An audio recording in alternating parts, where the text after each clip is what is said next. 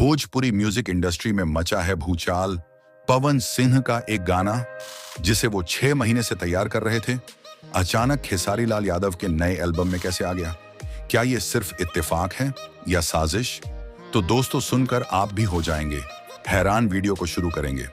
अगर आप मेरे चैनल पर नए हैं तो वीडियो को दिल से लाइक करके चैनल को सब्सक्राइब करें। बिना देरी किए हुए वीडियो को शुरू करते हैं। पवन सिंह का गाना चोरी। सूत्रों के अनुसार पवन सिंह ने मुंबई के एक म्यूजिक स्टूडियो में एक इमोशनल गाना रिकॉर्ड किया था जिसका नाम था दिल तड़पेला। गाना अभी रिलीज भी नहीं हुआ था, लेकिन एक हफ्ते बाद खेसारी का नया गाना आया। नाम था दिल रोवेला और बीट, बोल और मेलोडी हूबहू एक जैसी। पवन सिंह के करीबी बोले, भैया टूट गए हैं। वो तो इस गाने को अपने दिल से जोड़े हुए थे। वायरल हुई स्टूडियो सीसीटीवी फुटेज। एक यूट्यूब चैनल ने स्टूडियो की सीसीटीवी फुटेज जारी की जिसमें दिखता है कि रिकॉर्डिंग के बाद कोई गाना फाइल को कॉपी कर रहा है। शख्स का चेहरा पूरी तरह साफ नहीं, लेकिन लोगों को शक है ये किसी खेसारी टीम के सदस्य का हो सकता है।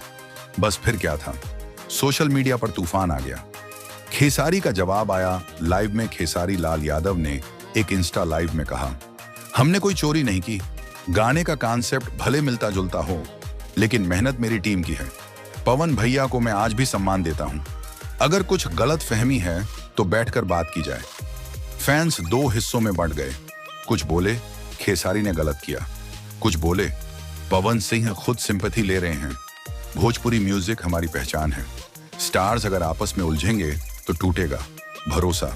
जो भी सच हो, एक बात साफ है, फैंस अब दिल तड़पेला और दिल रोवेला के असली पीछे की कहानी जानना चाहते हैं। आप बताइए, क्या ये चोरी है या सिर्फ इत्तेफाक? टीम पावन या टीम खेसारी? कमेंट जरूर करें और वीडियो अच्छा लगे तो लाइक, शेयर और सब्सक्राइब करें भोजपुरी के असली सच के लिए।